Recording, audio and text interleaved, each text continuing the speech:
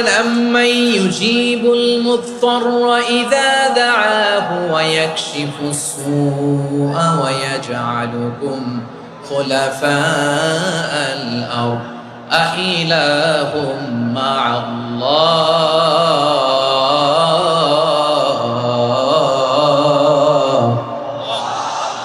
قَلِيلًا مَّا تَذَكَّرُونَ রব্বুল আলামিন বলেন, বিপদে পড়ে কাতর কণ্ঠে চিন্তাগ্রস্ত হয়ে যখন কেউ ফরিয়াদি হয়ে আল্লাহর ডাকে হাত তোলে, তখন এই ব্যক্তির ডাকে সাড়া দেয় কে?